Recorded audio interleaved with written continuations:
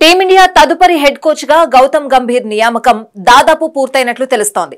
రెండో round interview అనంతరం గంభీర్ పేరు అధికారికంగా ప్రకటించే అవకాశం ఉంది. ఈ నేపథ్యంలో టీమిండియా మాజీ ఓపెనర్ ఆకాష్ చోప్రా ఆసక్తికర వ్యాఖ్యలు చేశాడు. టీమిండియా హెడ్ కోచ్ గా గంభీర్ రాక జట్టులోని సీనియర్ ఆటగాళ్లకు హెచ్చరిక లాంటిదని చెప్పాడు. వారి కెరియర్ దాదాపు ముగిసినట్లేనని అభిప్రాయపడ్డాడు. గౌతమ్ గంభీర్ వర్చువల్ ఇంటర్వ్యూను నేను విన్నాను. ఈ పదవి రేస్లో అతనే ముందున్నాడు. కోచ్ గా అతని పదవీ కాలం ఆసక్తికరంగా ఉంటుందని నేను అనుకుంటున్నా. ఎందుకంటే జట్టులో ఎంతో మార్పు తీసుకొస్తాడని ఆశిస్తున్నా. జట్టులో మార్పులు చేయడం అంత సులువైన పని కాదు.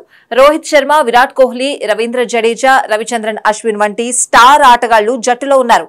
టీమిండియా హెడ్ కోచ్ గా గౌతమ్ గంభీర్ కాంట్రాక్ట్ 2027 వన్డే ప్రపంచ కప్ వరకు కొనసాగే అవకాశం ఉంది.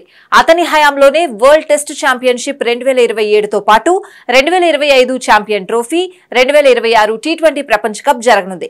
ఈ టోర్నీలకు జట్టును సిద్ధం చేయాలి. ప్రస్తుత స్టార్ ఆటగాళ్లంతా అప్పటికి 40 ఏళ్లకు చేరుకుంటారు. కాబట్టి కష్టమైన నిర్ణయాలు తీసుకోవాల్సి ఉంటుంది. జట్టులో మార్పులు చేస్తున్నప్పుడు అందుకు తగ్గట్లుగా ఆటగాళ్ల ప్రదర్శన కూడా ఉండాలి. అందుకోసం కోచ్ గా గంభీర్ ప్రతి ఆటగాడితో కమ్యూనికేట్ కావాల్సి ఉంటుంది. ఏ ఆటగాళ్లను ఉంచుకుంటారు, ఎవరిని వదిలేస్తారో అనే విషయంలో సరైన కారణాలు చెప్పాల్సి ఉంటుంది అని ఆకాష్ చోప్రా తన యూట్యూబ్ ఛానల్ వేదికగా చెప్పుకొచ్చాడు.